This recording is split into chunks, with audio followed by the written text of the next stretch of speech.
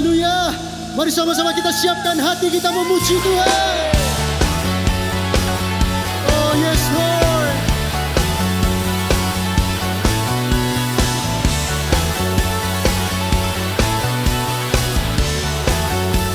Sama-sama nyanyikan. Yang lama telah berlalu, yang baru telah datang.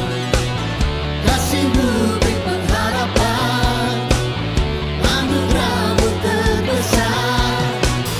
Tak perlu lihat ke belakang, langkahkan kaki ke depan. Kasih-Mu beri pengharapan dan kekuatan.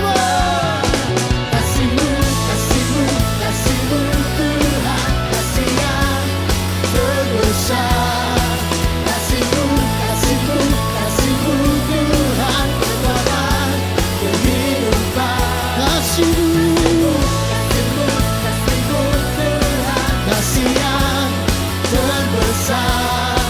Kasih-Mu, kasih-Mu, kasih-Mu Tuhan, kekuatan kehidupan. Kasih-Mu terbesar. amin.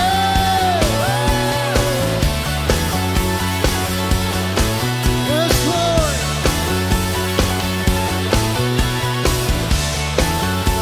Katakan. Yang lama telah berlalu, yang baru telah datang. Kasih-Mu, Kasih-Mu beri pengharapan, anugerah-Mu terbesar. Tak perlu lihat ke belakang, langkahkan. langkahkan kaki ke depan. Kasih-Mu beri pengharapan dan kekuatan. Oh, Kasih-Mu, kasih-Mu, kasih-Mu Tuhan, kasih yang terbesar. Kasih-Mu, kasih-Mu, kasih-Mu Tuhan, kekuatan kehidupan. kasih-Mu, Kasih-Mu, kasih-Mu, kasih-Mu Tuhan, kasih yang terbesar. Kasih-Mu, kasih-Mu, kasih-Mu Tuhan, kekuatan kehidupan. Kasih-Mu terbesar. amin. Kau semua berikan sorak-sorai bagi Tuhan kita, sebab Dia Allah yang penuh kasih. Amin. Yes Lord. Oh haleluya. Mari sama-sama nyanyikan. Oh, oh, oh, oh, oh. Oh, oh,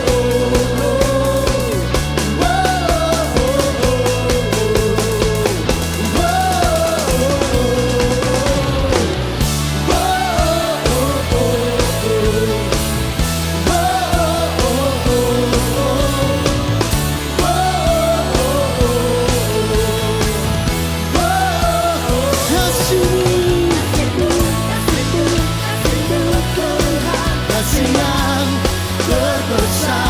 Kasih-Mu, kasih-Mu Tuhan, kekuatan kehidupan. Kasih-Mu, kasih-Mu, kasih-Mu Tuhan, kasih yang terbesar.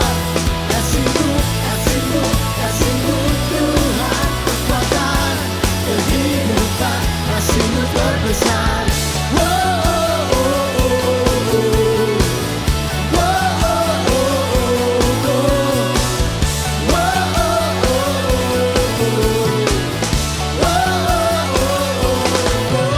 berikan sorak-sorai bagi Tuhan kita. Come on. Oh, betapa dalamnya, betapa lebarnya kasih setiamu. Oh, oh, Oh, tiada bandingannya, tiada duanya, tiada seperti. sekali lagi katakan, come on. Oh, betapa dalamnya, betapa lebarnya kasih setiamu. Oh, oh, oh, tiada bandingannya, tiada duanya, tiada seperti Kau. Yesus Tuhanku. Amin. Engkau penuh kasih Tuhan. Yes Lord.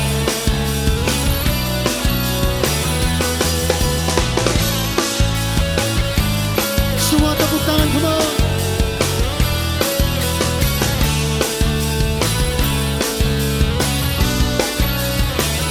Katakan, Begitu besar kasih telah tercurah bagi dunia.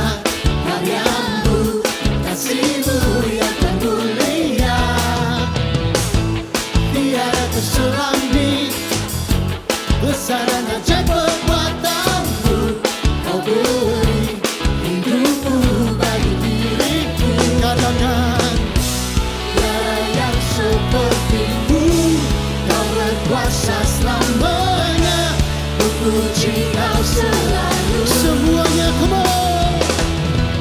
Oh, betapa dalamnya, Betapa lebarnya kasih-Mu. setiamu. Tiada bandingannya, Tiada tandingannya. tiada seperti Kau, Yesus Tuhanku. Amin. Yes Lord. Kami rasakan kasih-Mu Tuhan.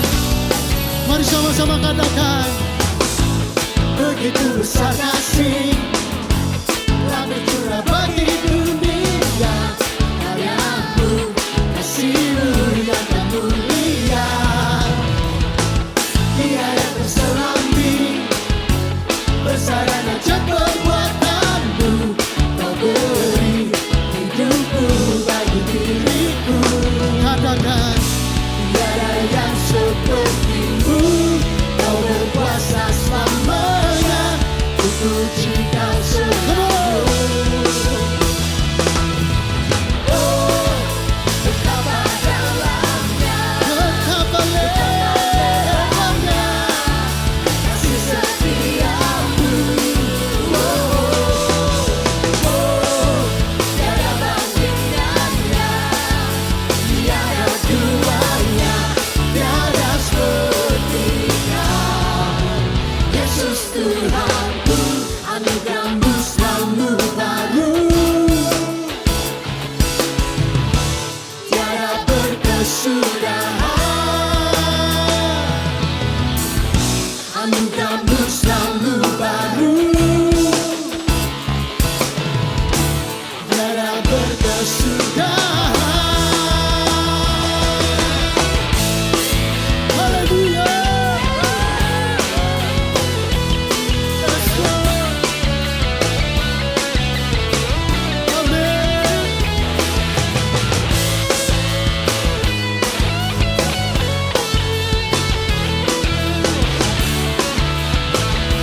Sama-sama nyanyikan. Oh, betapa dalamnya, Betapa lebarnya. kasih setiamu. Oh, oh, tiada bandingannya, tiada duanya, tiada seperti Kau. Oh, betapa dalamnya, betapa lebarnya, kasih setiamu. Oh, tiada bandingannya,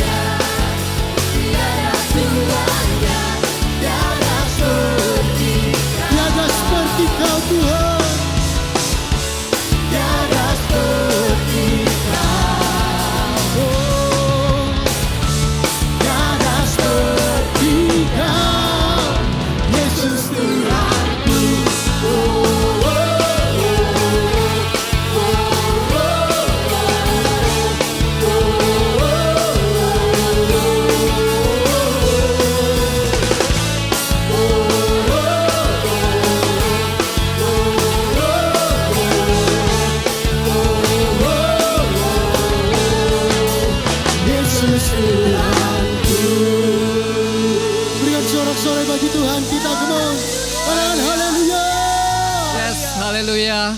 Selamat datang di ibadah online Gereja Mawar Syaron Jabodetabek. Bapak Ibu Saudara sekalian yang dikasihi Tuhan, kita percaya bersama bahwa tidak ada jarak maupun ruang maupun waktu yang membatasi kuasa Tuhan tetap bekerja dalam hidup kita. Amin. Dan Bapak Ibu Saudara sekalian yang hari ini juga baru pertama kali Anda join atau Anda terhubung dengan ibadah kami, saya juga bersama dengan para pelayan Tuhan di sini akan memberikan sambutan yang hangat kepada Anda kas dari Gereja Mawar Syaron dalam hitungan yang ketiga. 1, 2, 3. Welcome home. Selamat datang, sukacita menyambut Anda semua. Hari ini ada beberapa pengumuman yang akan saya sampaikan, yaitu ibadah Connect Group akan kita lakukan secara online, tetap diadakan secara online. Apa itu Connect Group? Saya ingin menjelaskan kepada Anda bahwa Connect Group adalah sebuah keluarga rohani, komunitas rohani yang berisi dengan saudara-saudara seiman kita yang bisa saling menguatkan, saling mendoakan. Di momen seperti ini Anda membutuhkan sebuah komunitas rohani tentunya. Karena itu Anda jangan sungkan-sungkan, hubungi kami di layar yang ada di layar Anda, di gadget Anda, ada nomor yang tertera di sana. Baik, kita akan memberikan persembahan kita kepada Tuhan. Sebagai ucapan syukur kita pada Tuhan, Anda bisa memberikan persembahan Anda melalui nomor rekening yang tertera di layar Anda. Dan saya akan pimpin di dalam doa. Mari kita berdoa bersama-sama. Bapa, kami bersyukur ya Tuhan. Terima kasih untuk kesempatan kami bisa memberi. Kami bersyukur, kami mempercayai bahwa segala berkat yang datang dalam hidup kami datangnya daripada-Mu. Karena itu kami ingin memberikan dengan sukacita kepada-Mu ya Tuhan. Kami memberi bukan karena kami takut dikutuk. Kami memberi bukan karena kami ingin dapat banyak, ingin dapat berkat. Tapi kami memberi karena kami mengasihi, mencintai-Mu ya Tuhan. Terima kasih, ini pemberian kami serahkan kepada-Mu, menjadi kemuliaan bagi nama-Mu. Di dalam nama Tuhan Yesus, kami mengucap syukur dan berdoa. Haleluya, amin. Bapak Ibu Saudara sekalian, minggu ini adalah minggu yang terakhir. Karena itu ada sesuatu yang spesial di minggu yang terakhir. Kita akan mendoakan Bapak Ibu Saudara yang bulan ini atau bulan Juli berulang tahun ataupun anniversary. Jika ada, Anda bisa mengangkat Anda dimanapun Anda berada, mengangkat tangan Anda. Dan saya akan berdoa untuk Anda sekalian. Tuhan, kami bersyukur, kami berdoa untuk setiap anak-anak-Mu yang hari ini berulang tahun Tuhan. Di bulan ini terutama Tuhan, bulan Juli, kami berdoa biar Engkau memberkati mereka semua dengan berkat yang terbaik. Berikan hati yang bijaksana, menghitung hari demi hari. Jadikan mereka semakin berhikmat, diberkati dengan kesehatan, dan berkecukupan dalam segala sesuatu di dalam nama Tuhan Yesus. Tuhan, kami juga berdoa untuk yang wedding anniversary Tuhan. Mereka yang anniversary bersama dengan pasangannya masing-masing, dengan suami dan istrinya. Tuhan, kami berdoa biar anggur semakin manis terjadi dalam kehidupan setiap rumah tangga ya Tuhan. Engkaulah Bapa pemegang kendali, Engkau Tuhan kendali atas rumah tangga kami semua. Kami menyerahkan ke dalam tangan-Mu Tuhan, berikan kekuatan untuk menghadapi situasi sulit atau apapun yang terjadi di tengah keluarga. Berikan kemampuan untuk menghadapi konflik dengan baik ya Tuhan. Terima kasih Bapa di surga, kami mengucap syukur di dalam nama Tuhan Yesus. Haleluya, amin.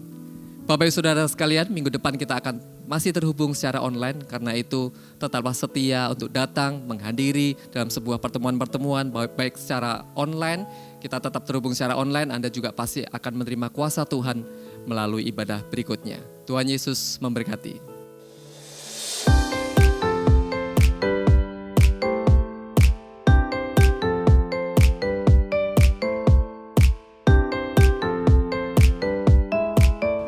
Halo semua, saat kita bertanya, jawaban akan ada. Sukacita rasanya dapat menyapa Anda. Welcome home, welcome to Gereja Mawar Syaron Jabodetabek. Kerinduan kami adalah melihat Anda terus bertumbuh di dalam pengenalan akan Tuhan dan mengalami perubahan hidup. Maka dari itu bagi Anda yang belum join dalam komunitas kecil kami yaitu Connect Group, kami mengundang Anda untuk bergabung bersama dengan kami. Untuk informasi lebih lanjut mengenai Connect Group, Anda dapat mengunjungi Instagram kami di @gmsjakartabarat bagi Anda yang berada di Jakarta dan sekitarnya, atau di @gmstangerang bagi Anda yang berada di Tangerang dan sekitarnya. Dan berikut adalah informasi seputar kegiatan gereja untuk sepekan ke depan.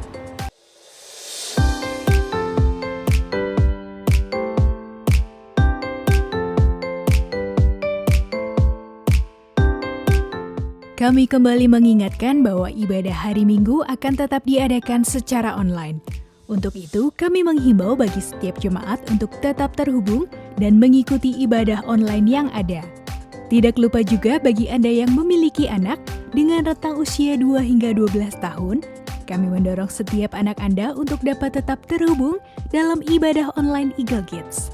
Anda dapat memilih ibadah sesuai dengan level usia anak Anda, yaitu All-Star untuk anak berusia 2 hingga 5 tahun, Super Trooper untuk anak dari grade 1 hingga grade 3, dan Voltage untuk anak dari grade 4 hingga grade 7.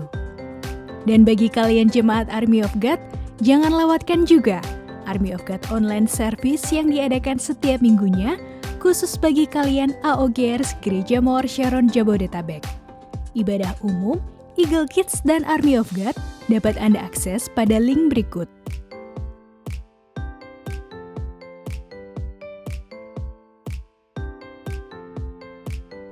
Jangan lewatkan Voltage online service khusus bagi anak-anak dari grade 4 hingga grade 7 setiap hari Sabtu. Link ibadah dibuka mulai pukul 1 siang. Bagi Anda yang memiliki anak, keponakan, adik, atau kerabat dengan rentang usia tersebut, kami menghimbau Anda untuk mendorong mereka agar bergabung dalam ibadah ini. Minggu depan adalah minggu perpuluhan. Mari persiapkan diri Anda.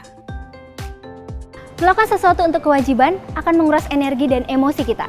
Tetapi melakukannya karena kasih akan memberikan kita semangat yang baru. Bersama kami, Gereja Mawar Sharon Jabodetabek, Making Disciple, Transforming Lives. Making disciples, transforming lives.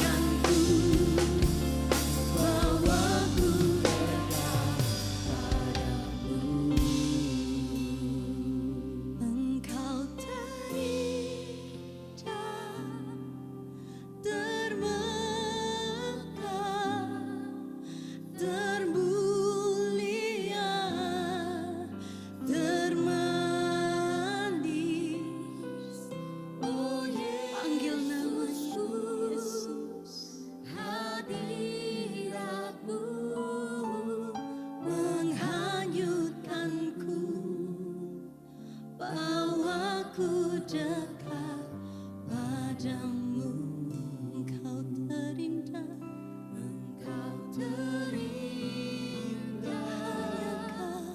terpujilah, termulia, termanis, oh Yesus, hadirat-Mu menghanyutkanku, bawaku dekat padamu.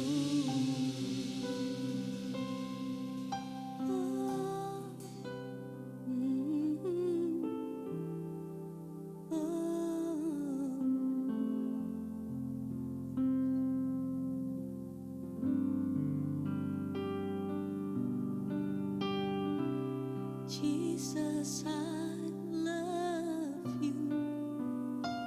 Yes, Lord. Jesus, I love you. No, the seasons may change, still your love will remain. Jesus, I love you. Jesus, I love you.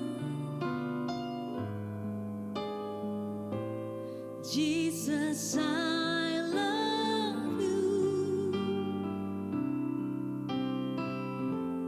Hear the cry of my heart. Know every word is true. Jesus, I love you. Mari nyanyikan sepenuh hatimu. Jesus, I love you. Jesus, I love you. No, the seasons may change, still your love will remain. Jesus, I love you. We love you. We love you, Lord. We love you, Jesus. Jesus, I love you. Hear the cry of my heart. Know every word is true. Jesus, I love you.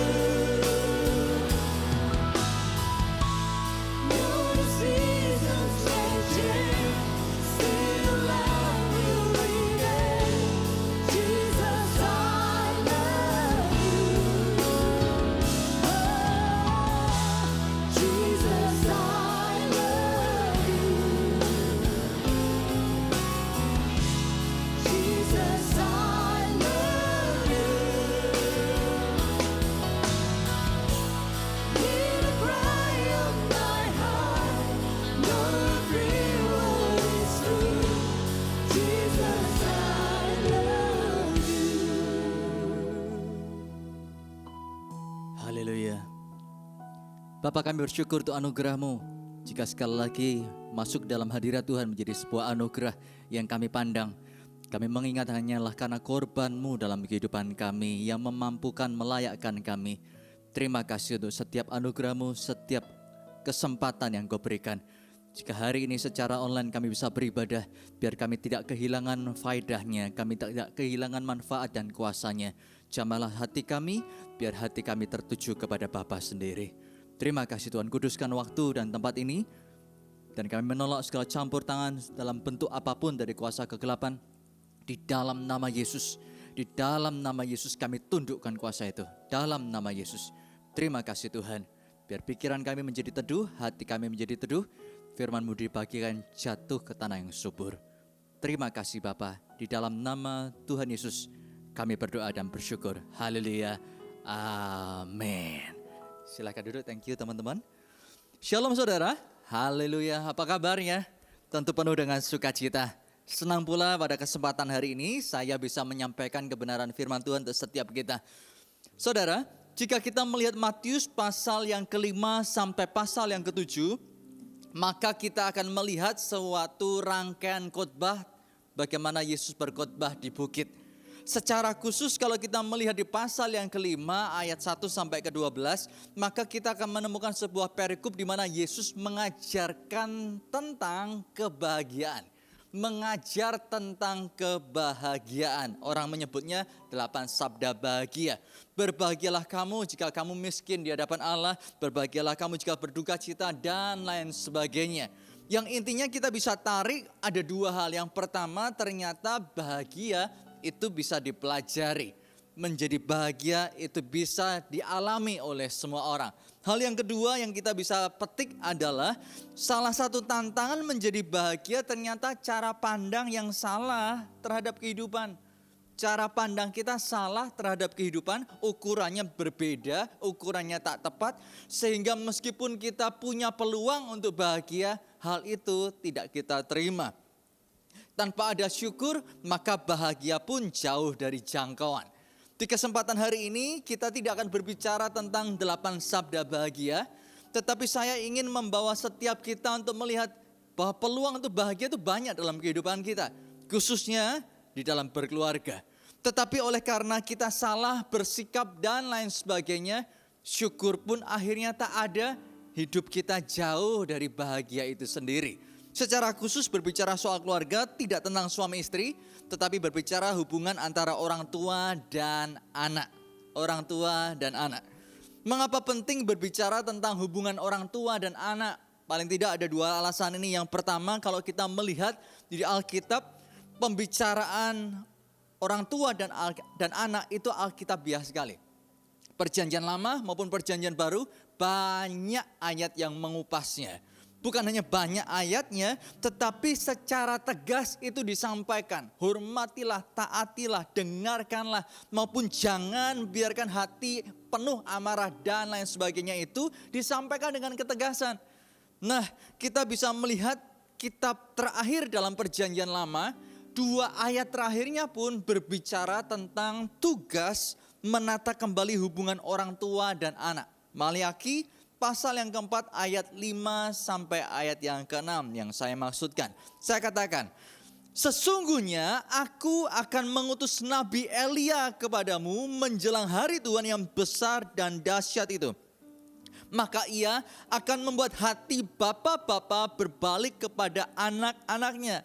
Dan hati anak-anak kepada bapa-bapanya.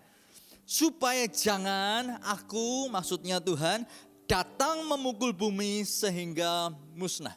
Jadi bayangkan saudara, topik tentang hubungan orang tua dan anak penting sekali di mata Allah.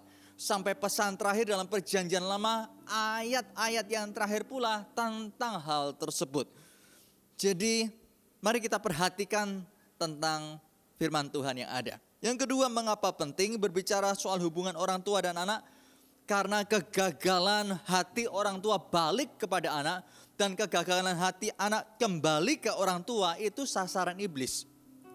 Iblis akan mengupayakan begitu rupa untuk menjauhkan dan memperburuk hubungan kita dengan anak kita.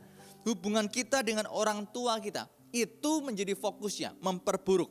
Ironisnya tanpa kita sadar atau kita sadar, kita masuk dalam perangkap itu. Dengan masuk dalam perangkap yang ada, hati kita jauh dari syukur, jauh dari bahagia. Setiap kali ingat sesuatu yang harusnya membuat kita tersenyum dan bahagia, yaitu keluarga, hati kita justru sebaliknya. Nah, tak berlama-lama lagi, mari kita mulai saja. Dan pada saat saya berbicara tentang orang tua maupun anak, saya memposisikan diri saya sama seperti Anda. Kita di pihak yang sama untuk saling berbicara dan menasehati. Bukan sebagai hakim yang sedang menghakimi Anda sebagai terdakwa. Karena pihak kita sama, yang berlainan pihak hanya iblis saja. Oke, kita mulai dari sisi orang tua. Kita berbicara dari sisi orang tua. Memang kita akan membahas sisi orang tua, bukan berarti untuk kita yang masih muda, anak-anak, kategori anak, kita berkata ini tidak relevan. Jangan demikian, karena ini adalah kesempatan untuk kita itu mengerti kondisi orang tua kita. Alasan yang kedua mengapa kita perlu mendengar pembahasan tentang orang tua ini, karena kalau kita tidak ingin menjadi orang tua yang serupa, kesempatan berubah harus dilakukan dari sekarang. Kapan waktu untuk perubahan? Waktunya sekarang. Dan siapa yang harus berubah? Anda dan saya. Kita yang memulai perubahan itu dari diri kita sendiri. Jadi kalau kita ingin menjadi orang tua yang lebih baik, lebih bahagia, maka waktunya berubah dari sekarang. Nah, secara umum paling tidak ada 3 kelompok orang tua dalam hubungan mereka dengan anaknya. Yang pertama, yaitu orang tua yang bahagia. Orang tua yang bersuka cita oleh karena anak-anaknya. Dan demikian pula anaknya kepada orang tuanya. Mengapa itu terjadi? Bukan karena luput dari konflik. Luput dari berdebat atau beda pendapat. Tetapi meskipun terjadi hal-hal yang kurang nyaman itu, keluarga ini orang tua bisa melihat bahwa dia dihargai oleh anak-anaknya. Demikian pula ia melakukannya kepada anak-anak mereka. Saling mengingat, saling memperhatikan terus terjalin. Sehingga waktu kebersamaan menjadi sesuatu yang menyenangkan. Itu kategori yang pertama, orang tua yang bahagia. Yang kedua, orang tua yang kecewa. Kenapa orang tua bisa kecewa? Paling tidak oleh karena ini, dan ini ternyata jumlahnya banyak sekali. Kecenderungan orang tua adalah memiliki tuntutan dan harapan. Harapan orang tua untuk anak-anaknya adalah minimal mereka seperti dirinya. Kalau bisa lebih baik, lebih baik. Sampai di titik ini betul. Saya ingin anak saya lebih baik dari keadaannya daripada saya. Paling tidak minimal lah seperti saya. Sampai di situ betul. Tetapi menjadi bermasalah dan kecewaan itu tiba oleh karena ternyata anak-anak tersebut tak menjadi seperti yang orang tua inginkan. Apa yang menjadi maksud saya adalah seperti ini, saudara.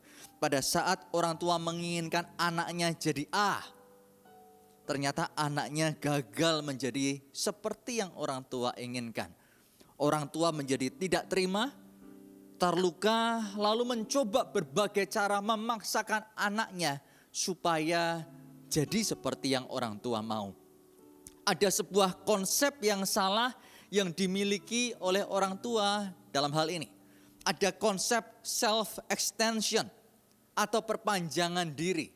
Sebagai orang tua, Anda telah melewati waktu yang lampau, waktu yang telah lewat. Dan di dalam waktu tersebut ada kegagalan, ada keterbatasan yang menjadi lubang di hati Anda. Karena itu Anda menjadi orang yang tidak mampu mencapai tujuan dan standar tersebut. Contohnya, ada orang misalnya anggap saja bidang studi. Ada orang tua yang ingin menjadi dokter. Karena itu dia berusaha begitu rupa untuk mencapai cita-citanya. Tetapi oleh karena satu dan lain hal tak tahu, akibatnya gagallah dia. Saat dia tumbuh menjadi orang yang berkeluarga dan memiliki kemampuan, dia menjadi orang yang memiliki konsep yang salah ini. Self-extension. Dia memaksakan standar yang dia gagal. Pencapaian yang tak terjadi dalam hidupnya, terrealisasi dalam kehidupan si anak.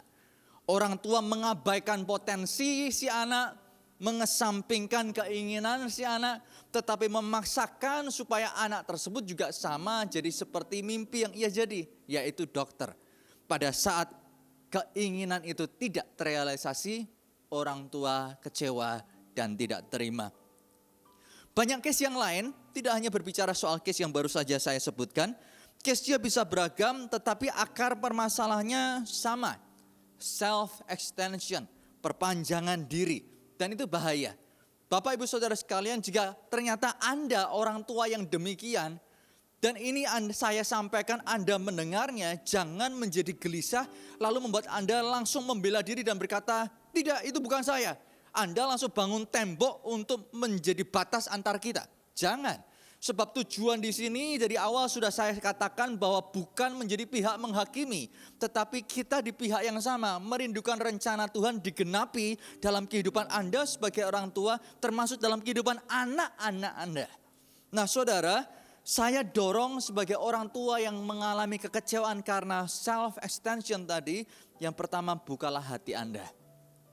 Dengarkan pesan ini dengan baik-baik. Kalau Anda perlu ulang-ulanglah, supaya apa yang Anda dengar perlu ditanam lebih dalam, menjadi kemerdekaan dalam kehidupan Anda pribadi. Yang kedua, mulailah melihat anak-anak Anda sebagaimana mereka adanya. Lihat mereka sebagaimana mereka apa adanya dan terima mereka. Karena mereka bukan datang untuk datang ke bumi lewat kelahiran sebagai anak dalam keluarga ini untuk mengerjakan maksud orang tua, tetapi untuk rencana Allah dalam kehidupan mereka. Berdoalah untuk mereka dan lihat bahwa anak-anak yang hari ini Anda punya bukan anak kecil lagi. Kalau anak kecil, sistem kita sebagai orang tua mendidik adalah instruksi. Setelah anak beranjak remaja, persuasif yang kita lakukan. Tapi pada saat anak sudah dewasa, sistem diskusilah, model diskusilah yang perlu kita lakukan. Nah, jika kita pernah menjadi orang yang mengabaikan usia mereka dan proses perkembangan untuk mendidik dan mengarahkan mereka, kita skip semua. Anak-anak kita perintahkan, kita berikan instruksi. Setelah remaja kita tetap berikan perintah terus. Kita lupa bahwa mereka mulai berkembang dengan keinginannya sendiri, kehendaknya dan pemikirannya sendiri. Setelah dewasa, kita paksakan begitu rupa. Jangan heran jika suatu hari anak-anak memberontak. Karena anak-anak juga punya keinginan dan harapan. Anda jauh dari bahagia, kecewa bukan sekali dua kali, bukan hanya kerinduan dan standar Anda tidak tercapai, tapi akan semakin bertubi-tubi karena anak yang memberontak itu menyusahkan hati Anda. Bapak ibu saudara sekalian, kalau Anda tahu ada hal yang salah yang Anda punya hari ini, jadilah orang yang membuka hati dan terima anak Anda bahwa mereka sudah dewasa. Mereka punya keinginan dan Tuhan punya rencana dalam kehidupan mereka pula. Rencana Tuhan dalam kehidupan Anda itu indah. Rencana Allah dalam kehidupan anak Anda itu juga indah. Kalau Anda mau kontrol anak-anak Anda mau pegang anak-anak Anda, peganglah dalam satu area ini, dalam doa. Peganglah anak Anda itu dalam doa begitu kuat. Berdoalah sungguh-sungguh untuk anak-anak Anda. Di dalam doa biar tangan Tuhan yang kuat itu yang menjaga anak-anak Anda. Sehingga rencana Allah tercapai dalam kehidupan mereka.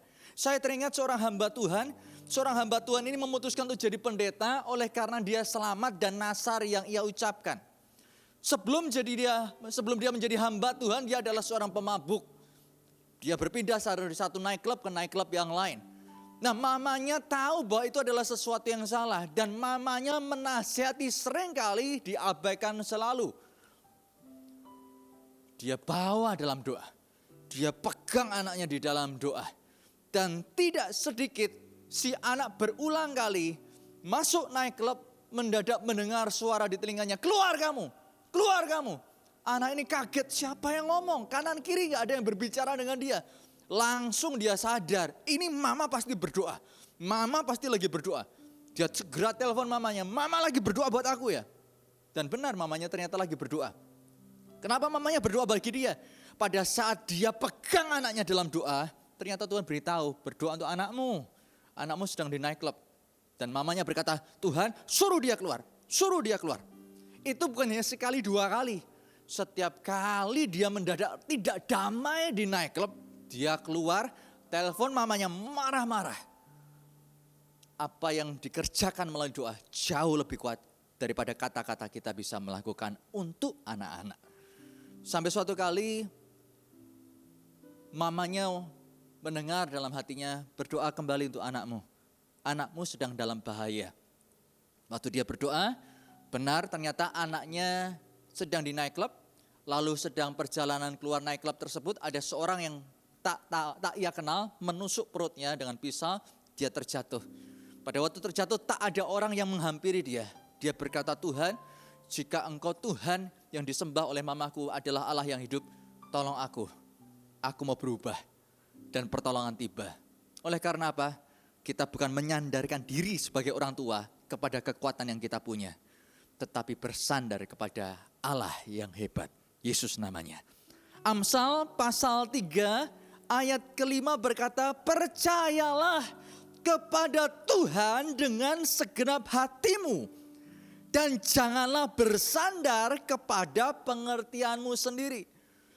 Bapak ibu saudara sekalian, dalam kekecewaan yang Anda punya karena Anda pernah gagal di waktu lalu ternyata Anda memaksakan kegagalan Anda supaya ditutup lubangnya oleh anak Anda, ternyata anak Anda gagal pula, itu semakin menjadi pukulan bagi Anda.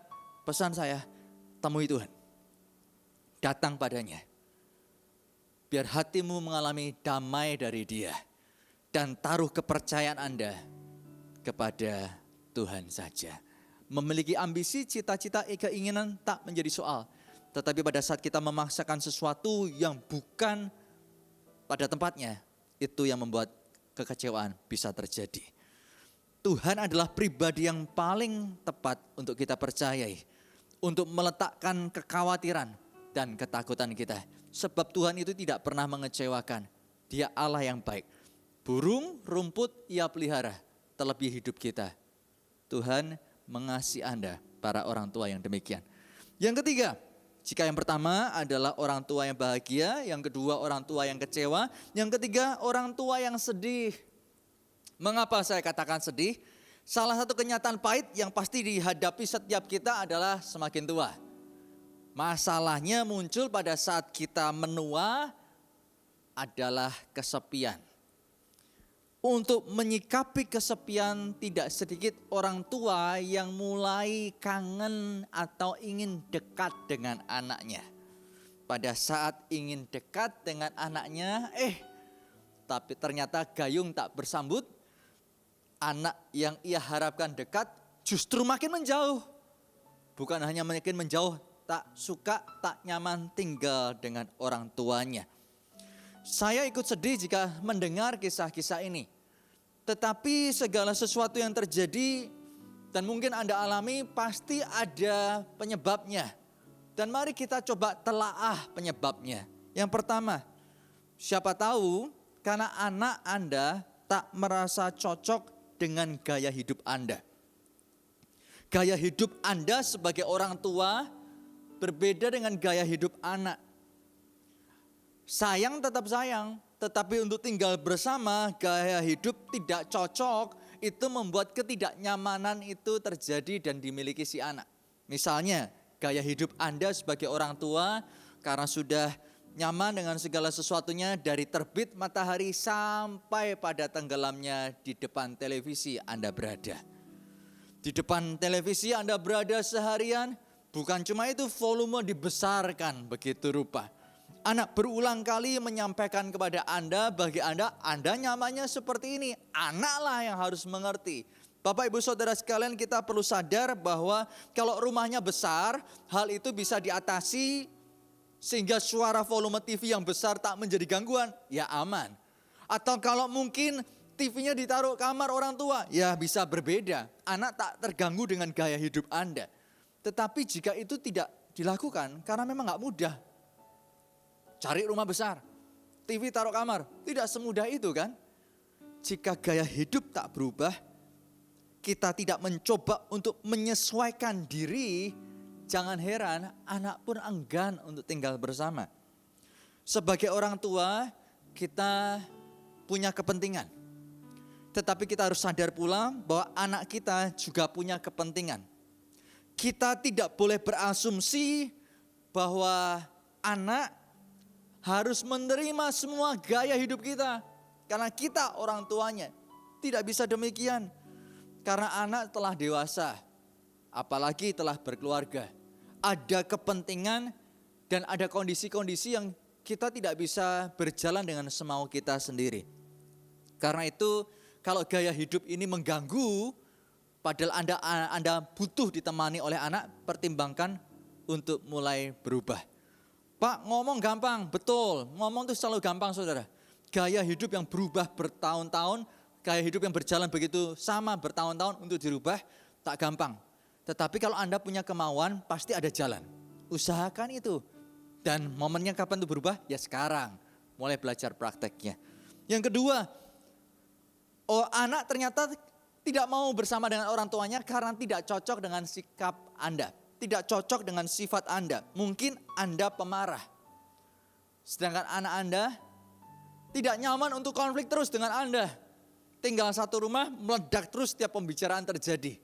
Anak Anda berpikir, aduh lebih baik tinggalkan rumah ini segera. Tidak cocok dengan sifat orang tua. Sehingga anak meskipun sayang hidup tinggal bersama dengan kita, itu jadi pemikiran yang sangat panjang. Besar kemungkinan anak menolak bukan saja untuk kepentingannya sendiri, tetapi juga untuk kepentingan keluarganya. Bila kita memang memiliki masalah tentang masalah ini, hal sifat, yuk kita koreksi diri. Biarkan anak-anak melihat bahwa kita ini ingin memperbaiki. Saya rasa jika anak bisa melihat orang tuanya itu berubah, anak akan menghargai. Karena tahukah Anda, kehadiran orang tua selalu dinanti anak-anak. Itu tak pernah berubah. Termasuk jika orang tua itu berubah dari buruk sifatnya menjadi baik, itu pasti mendatangkan sukacita besar.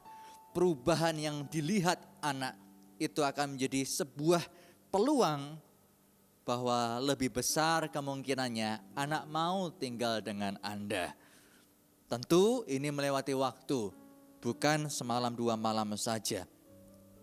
Bahkan kalau perlu, Anda perlu sadar, kita semua perlu sadar, sebagai orang tua, hanya karena usia bertambah bukan berarti lepas kesalahan. Dan tak perlu minta maaf. Saya tak tahu berapa banyak anak-anak itu menantikan kata maaf keluar daripada orang tuanya. Dan tidak sedikit pula pada saat kata maaf itu meluncur keluar dari hati dan mulut orang tua, hati si anak meledak. Karena itu yang ia tunggu selama ini. Ia tidak ingin menuding orang tuanya penuh kesalahan, bukan. Tetapi ia ingin diterima tanpa syarat oleh orang tuanya. Kalau selama waktu-waktu lalu anak selalu ingin menyukakan orang tuanya dan selalu gagal, begitu orang tua kata maaf diberikan, kata maaf orang tua datang dinyatakan kepada anak, hati anak itu bisa luluh. Saudara, Amsal pasal yang ke-20 ayat ke-7 berkata, orang benar yang bersih kelakuannya, berbahagialah keturunannya. Sebagai orang tua yang benar, bersih kelakuan kita, bukan tanpa salah, tapi jika ada salah kita bersihkan, kita bereskan. Ternyata Alkitab jamin bahagia keturunannya. Bahagia keturunannya. Dan orang yang bahagia ternyata menjadikan dia lebih kuat secara imun tubuhnya.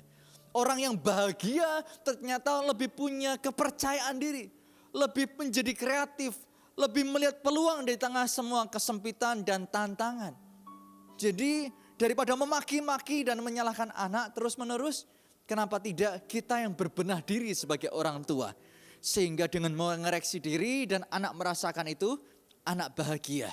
Dan anak bahagia kita pun tak akan lepas dari kebahagiaan. Karena pada waktu melakukan firman Tuhan, Tuhanlah yang menjamin kebahagiaan tersebut.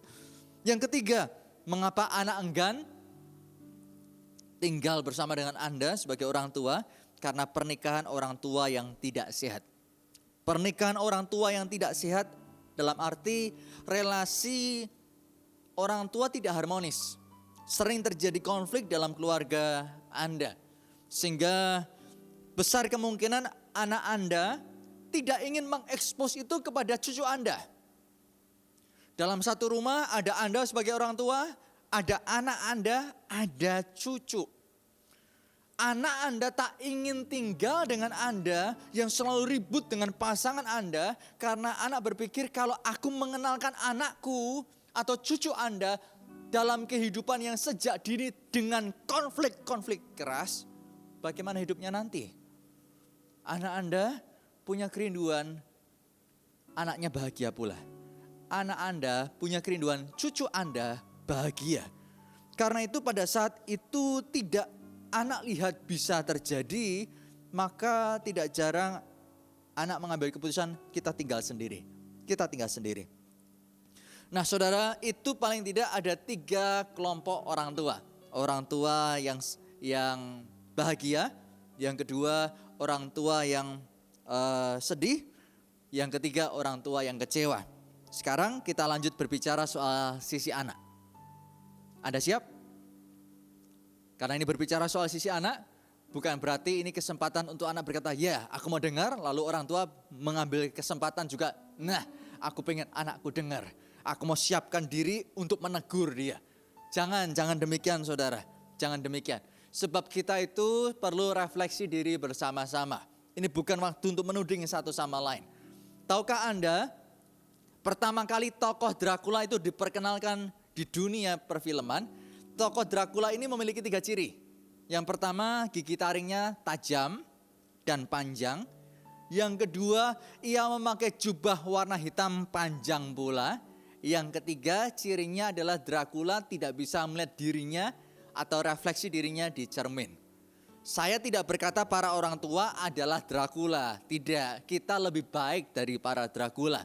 Karena kita mau refleksi diri dan kita mau bercermin sehingga dengan cermin kita melihat apa yang menjadi kekurangan dan noda dan kita perlu evaluasi. Cermin bukan kita pakai untuk menunjukkan kesalahan orang, tetapi juga cermin kita pakai untuk melihat diri sendiri. Dengan kita mengerti tentang anak, kita coba dengar dari sisi mereka bagaimana keadaannya. Ada 3 tentang anak pula. Yang pertama, anak yang hangat. Mengapa saya katakan anak yang hangat? Karena anak tersebut tumbuh dalam keluarga yang harmonis. Sekali lagi, orang tua yang harmonis hubungannya itu adalah kado terbaik bagi anak.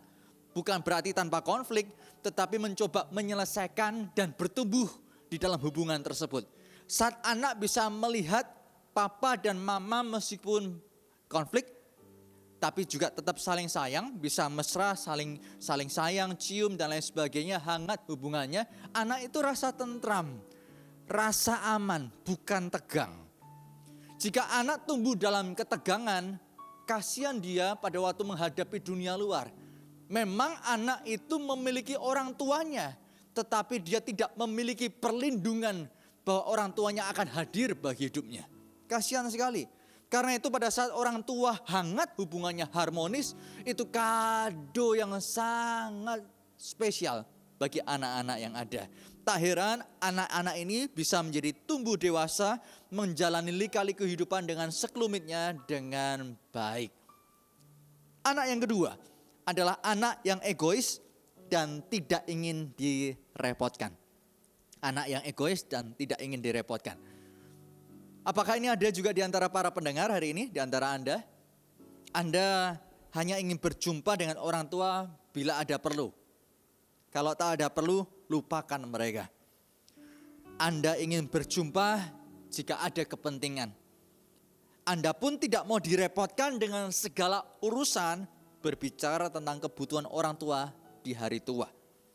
Bila ini yang terjadi menjadi sikap Anda, saya tahu bahwa mungkin hari ini Anda sudah tentulah Anda sudah dewasa. Sudah tentu pula Anda punya alasan dan latar belakang mengapa melakukan keputusan tersebut. Tetapi sebelum saya berbicara secara khusus untuk Anda, saya akan menyampaikan dulu kepada para orang tua. Orang tua, jika anak Anda ternyata kategori yang kedua ini, egois dan tak ingin direpotkan, tak usah ditutup mata, Anda merasakannya. Ada nasihat yang saya mau sampaikan. Kurang enak didengar, tapi perlu Anda pertimbangkan demi menjaga hubungan orang tua dengan anak tetap baik. Minimal tidak lebih kisruh, tidak lebih keruh keadaannya, tidak lebih hancur hubungannya. Yaitu jaga batas Anda dengan anak Anda tersebut. Jaga batas Anda dengan mereka. Ada jarak dengan mereka. Dengan cara apa menjaga jaraknya? Yang pertama, kalau memang Anda perlu minta tolong, biarlah anak Anda yang ini menjadi tempat pertolongan Anda yang terakhir. Setelah anak pertama, kedua, semua anak-anak dibutuhkan ternyata gagal, nggak memungkinkan, baru anak yang kesekian ini. Jadikan dia yang terakhir dalam keluarga ya. Bukan semua orang dicari terus dia diabaikan, bukan. Anak itu bisa terluka juga. Anak bisa kelihatan garang tegas di depan, tapi hatinya tetap hati anak, itu tak berubah. Anda bersikap dengan minta tolong menjadikan anak tersebut yang terakhir, itu adalah bentuk batasan yang Anda jaga dengan dia. Anak menjadi egois dan tidak mau peduli, itu karena ada berbagai perasaan yang tidak sedikit itu tertimbun di dalam dirinya. Entahkah itu kemarahan sejak kecil, dia ingin mengutarakan sesuatu tidak kesampaian, tertimbun.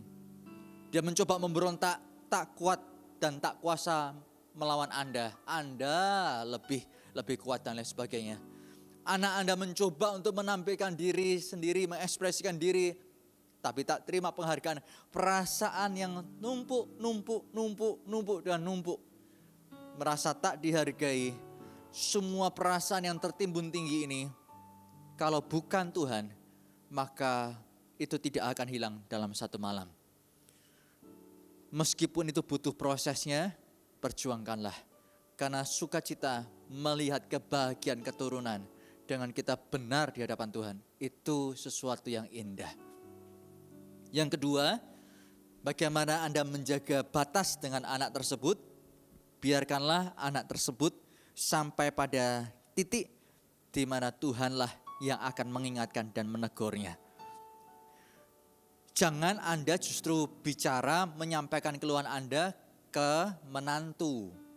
Hubungan Anda dengan anak sudah sangat jauh. Menantu belum tentu lebih dekat kepada Anda.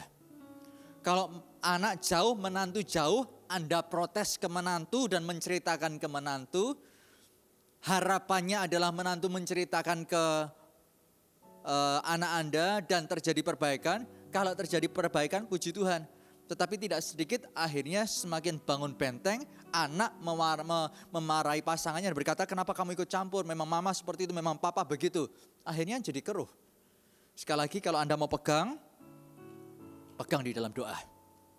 Bina komunikasi tetap dilakukan. Tetapi kuatlah di dalam doa. Supaya pada saat proses ternyata didikan Tuhan itu tiba dalam kehidupan anak, Anda menjadi siap untuk merangkulnya pada saat anak itu kembali.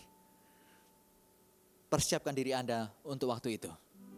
Memang tidak enak, tapi waktu Anda memperjuangkannya di dalam Tuhan, sukacita pasti menjadi cerita Anda. Oke, sekarang waktunya untuk anak-anak. Besar kemungkinan, sekali lagi tadi sudah saya singgung, ada latar belakang Anda menjadi begini dan begitu. Tapi ayo ingat bahwa kehadiran kita di dunia ini tidak ada yang kebetulan. Bukan karena orang tua menginginkan. Banyak orang tua menginginkan keturunan. Hanya karena menginginkan tak serta-merta anak diberikan. Kalau kita ada di dunia, itu Tuhan karuniakan kesempatan untuk hidup dan jadi berkat bagi semua orang, termasuk orang tua.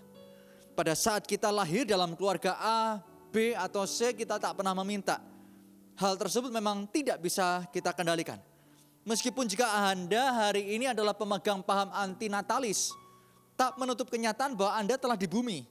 Jangan sia-siakan diri Anda menjalani hidup di sini. Pastikan setiap nafas yang Anda hembuskan, dalam hubungan dengan orang tua Anda melakukannya dengan benar. Hormati mereka sebagai wakil Allah di bumi. Hormati orang tua sebagai wakil Allah di bumi. Mari kita membuka Efesus pasal yang ke-6. Saya akan bacakan ayat pertama sampai ayat yang ketiga. Dikatakan, hai anak-anak, taatilah orang tuamu di dalam Tuhan, karena haruslah demikian. Hormatilah ayahmu dan ibumu. Ini adalah suatu perintah yang penting seperti yang nyata dari janji ini. Supaya kamu berbahagia dan panjang umurmu di bumi. Ada kata taatilah di ayat pertama dan kata hormatilah di ayat kedua. Apa yang menjadi bedanya?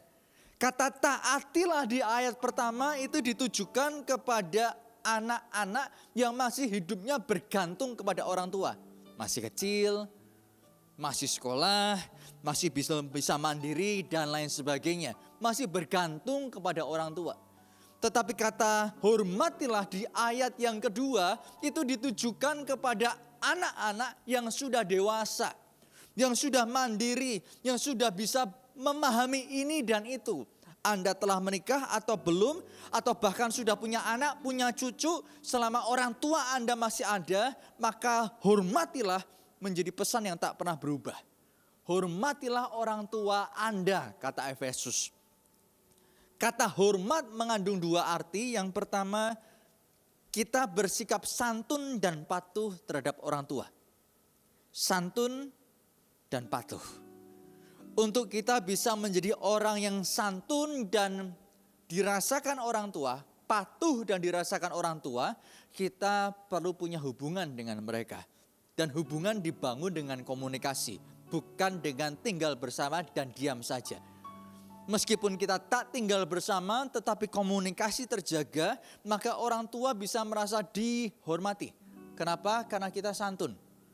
Kita menghargai, kita mau mendengar, kita punya waktu untuk mereka, kita punya telinga untuk mereka, kita punya perhatian untuk mereka, kita punya hati untuk mereka.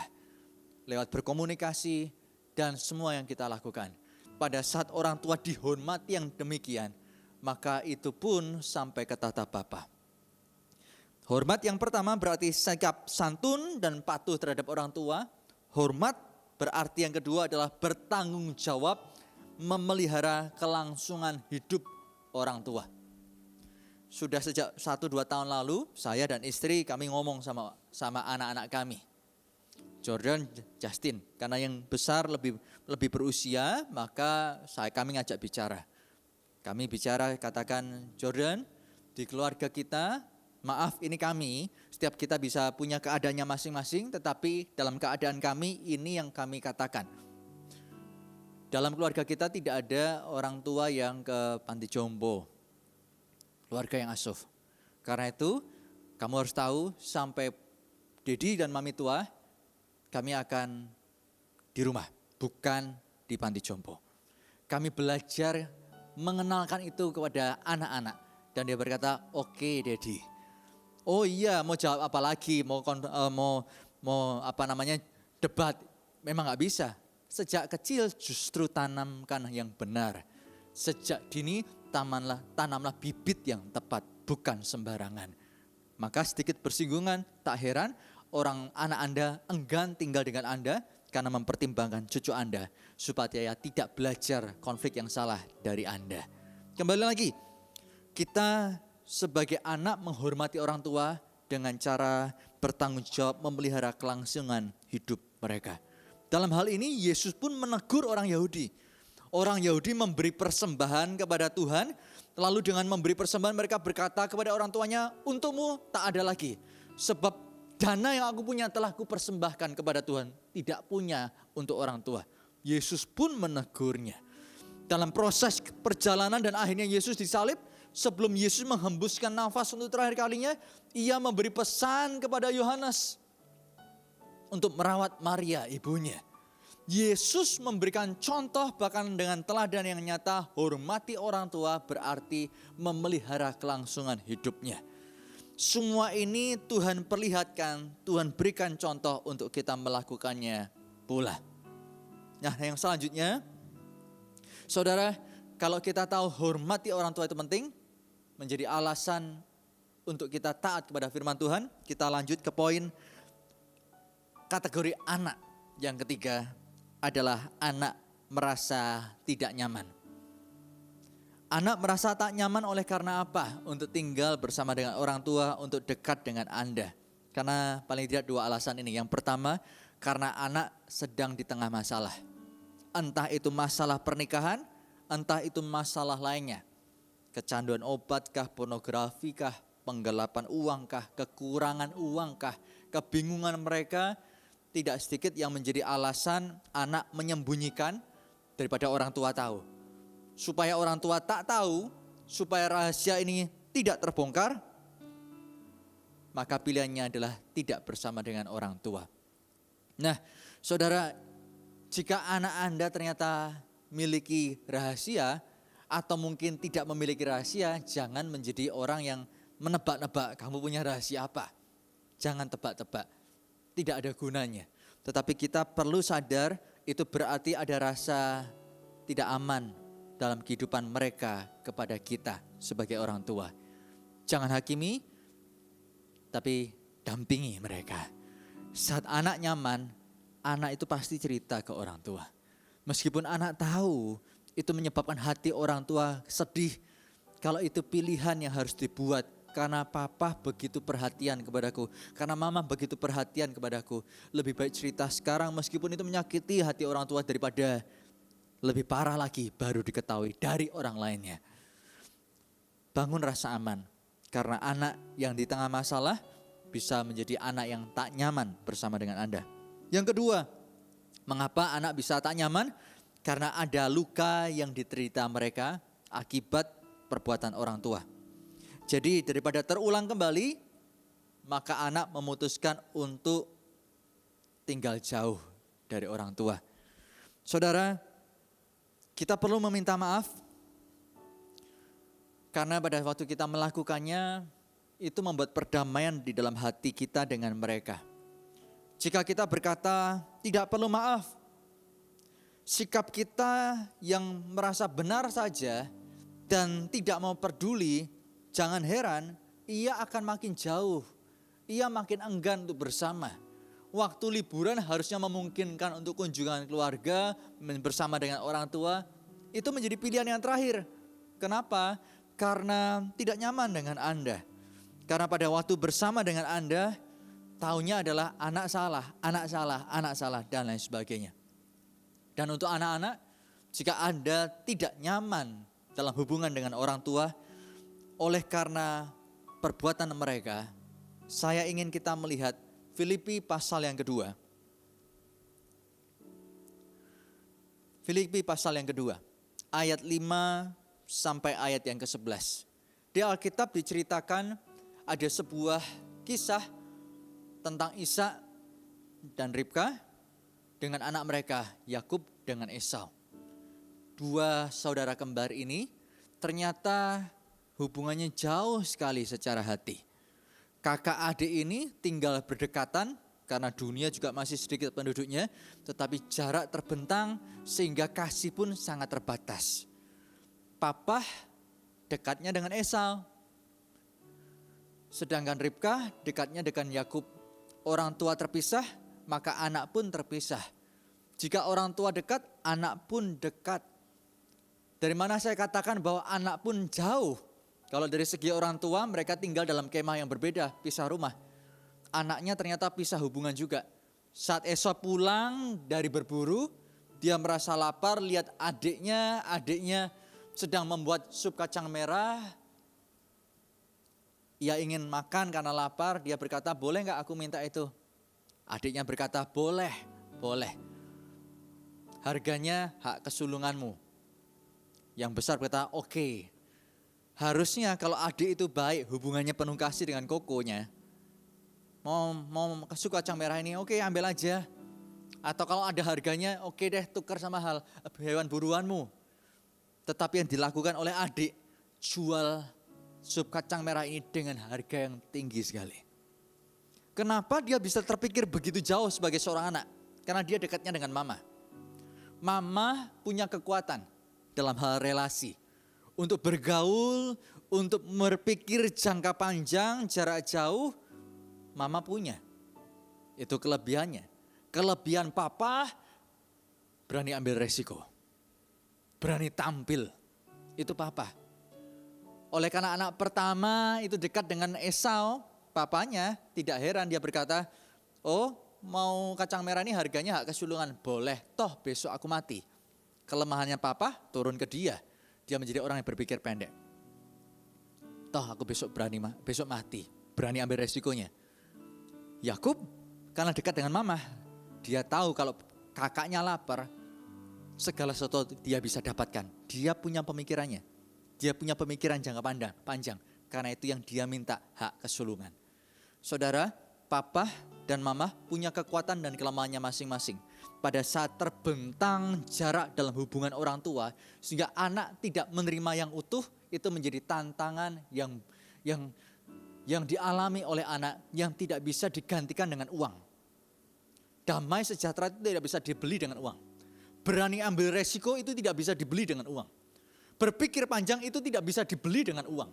Karena itu jika hari ini ternyata kita tumbuh dan kita menderita akibat perbuatan orang tua dalam keterbatasan mereka berhubungan dan mengelola konflik dan lain sebagainya, jangan kita mengambil sikap yang salah dengan berkata orang tuaku tak patut dihormati. Jangan, karena kita jangan gagal sebagai anak. Tetapi perhatikan dalam Filipi ini dikatakan dari teladan Yesus, Filipi 2 ayat yang kelima, hendaklah kamu dalam hidupmu bersama.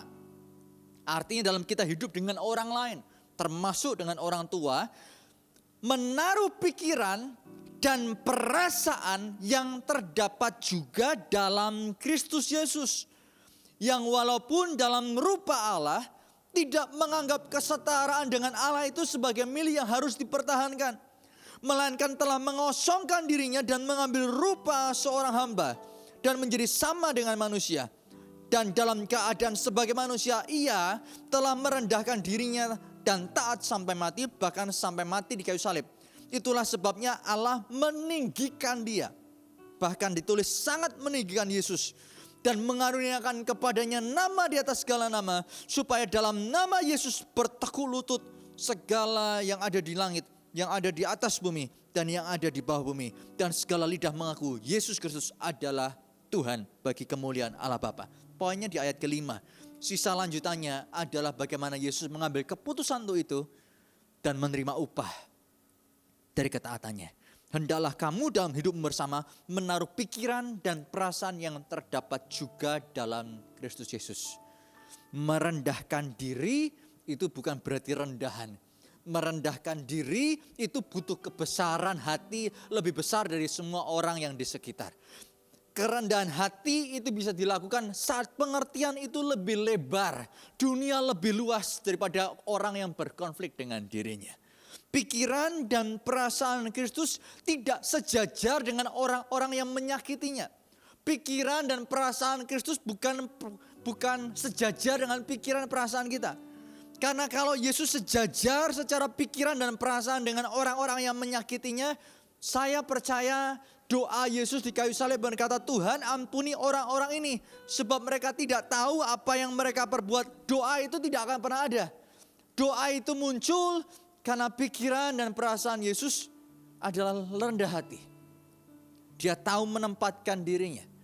Dan sebagai anak kita bisa menjadi orang yang memiliki cara pandang lebih tinggi, lebih luas, hati lebih lebar, pengertian lebih banyak dalam berhubungan kepada orang tua.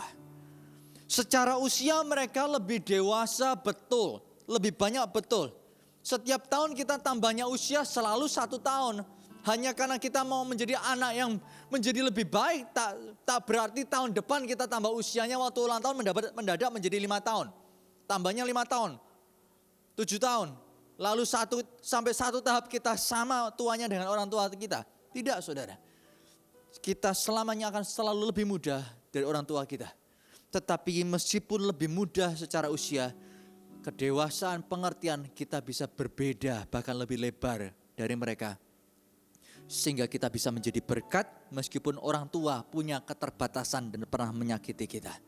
Jika kita meletakkan pikiran dan perasaan Kristus pada pikiran kita.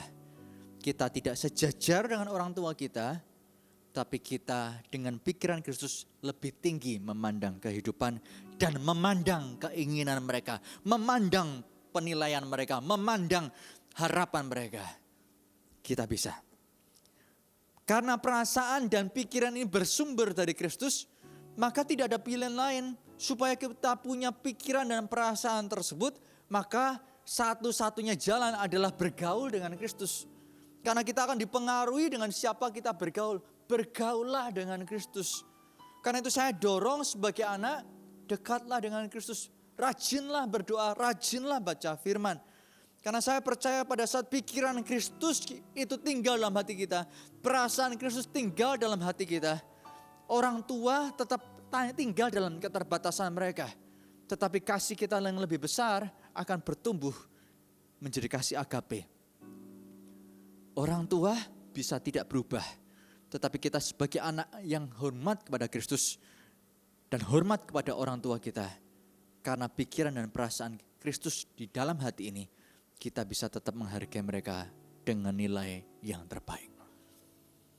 Saat pikiran dan perasaan Kristus kita punya karena kita bergaul dengan firman Tuhan, niscaya Amsal 10 ayat 12 tergenapi. Kebencian menimbulkan pertengkaran, tetapi kasih menutupi segala pelanggaran.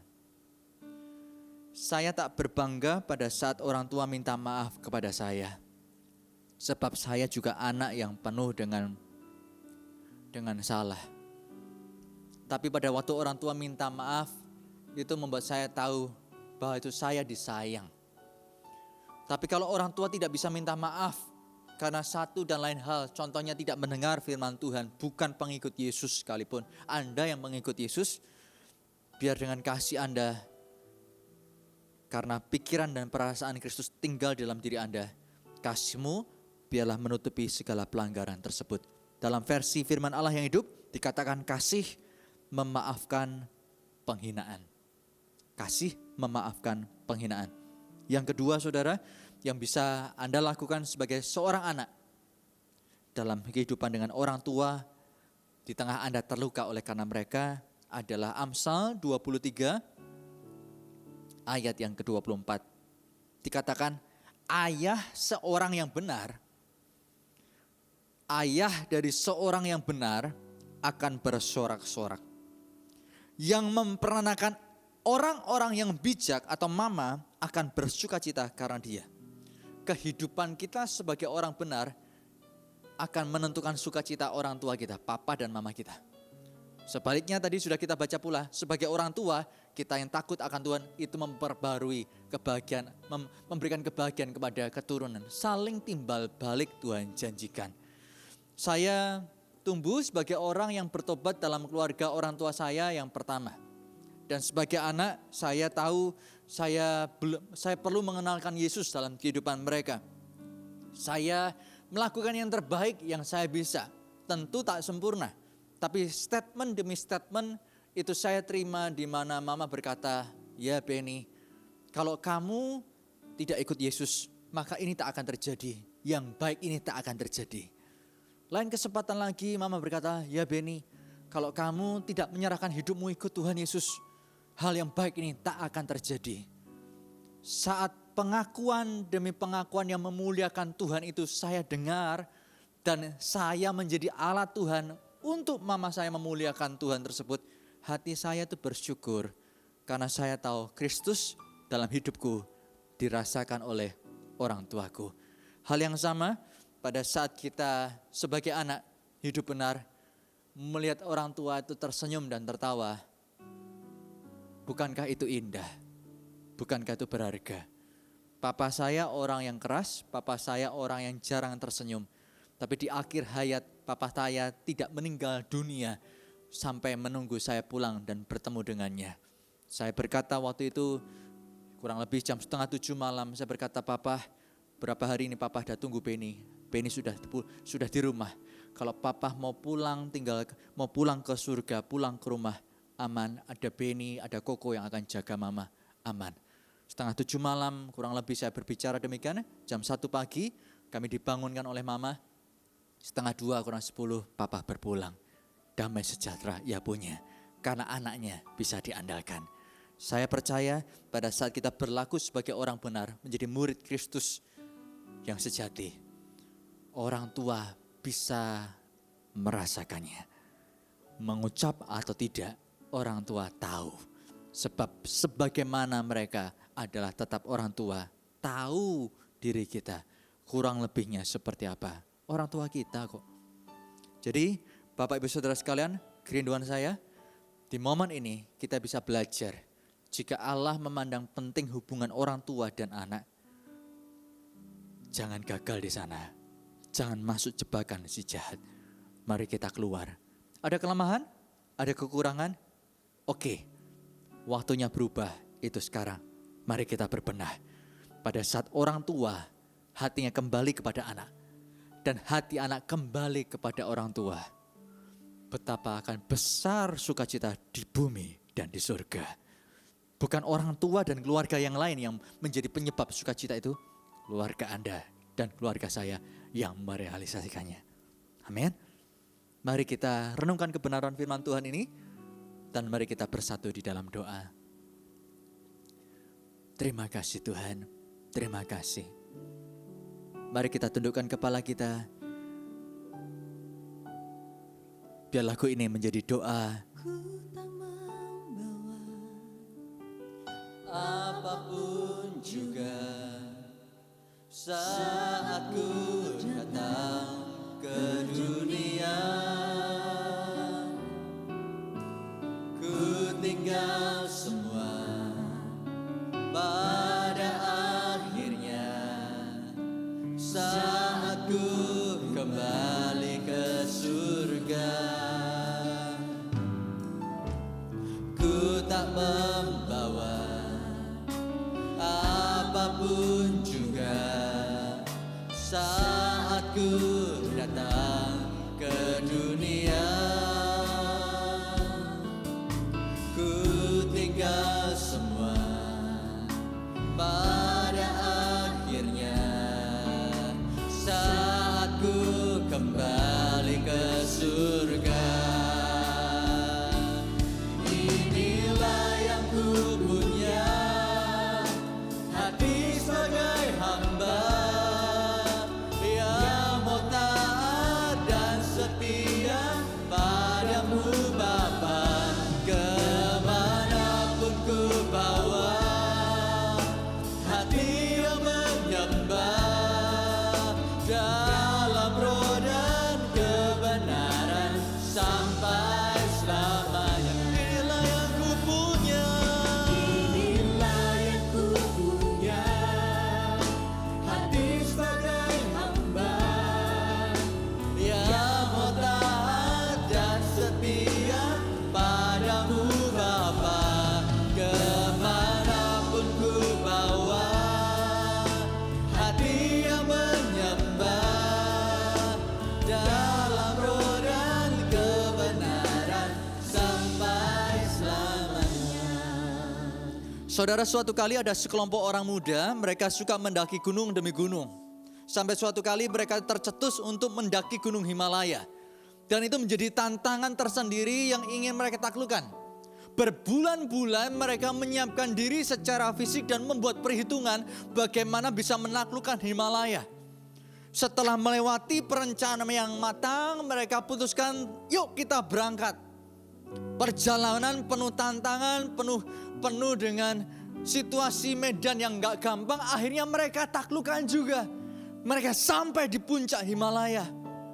Saat mereka merayakan itu semua, mereka ingat bahwa sukacita sudah harus dilanjutkan dengan perjalanan pulang. Tapi menyedihkannya adalah saat perjalanan pulang, rata-rata mereka mati di perjalanan.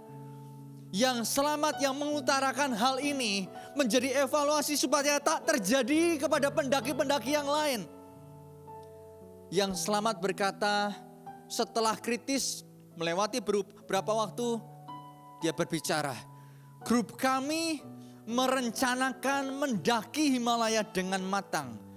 Tapi kami hanya merencanakan bagaimana mendaki sampai ke atas, tak memperhitungkan persediaan makan waktu turunnya.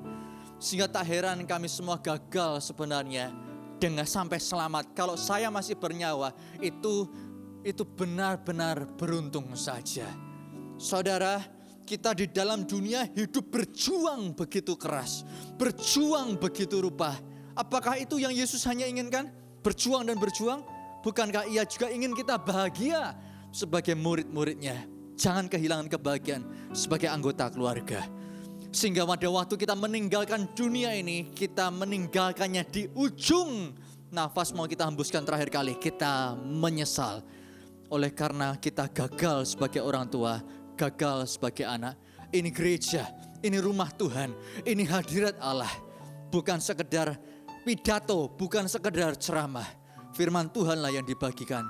Pandanglah firman Tuhan untuk memperbaiki hubungan orang tua dan anak, dan sebaliknya menjadi pesan yang tidak bisa tergantikan sebagai bagian yang dipandang penting oleh firman Tuhan, oleh Allah sendiri. Karena itu, jangan biarkan sakit hati, jangan biarkan luka, jangan biarkan penolakan, jangan biarkan kekecewaan terus bercokol di dalam diri. Jika Anda ingin menjadi lebih bahagia, kerjakan bagian Anda. Pada saat Anda melakukan firman Tuhan, Anda berbahagia, orang tua Anda pun akan menerima upah ketaatan Anda. Bahagia pula. Dan generasi anak-anak Anda akan mengecapnya pula. Berkat terbuka. Jika Allah membuka pintu, tak ada yang dapat menutupnya. Jika Allah menutup pintu, tak ada yang dapat membukanya. Jika ternyata pintu untuk berkat dan damai sejahtera itu terbuka di tangan Anda, jangan sia-siakan. Selepas ibadah ini Anda akhiri, hubungi orang tua atau anak Anda menjadi bagian yang Anda prioritaskan. Ambil waktu, pikirkan kapan saatnya, dan bicara untuk membangun hubungan dan relasi kembali. Amin, amin. Mari kita berdoa. Bapa, hamba sekali lagi berdoa.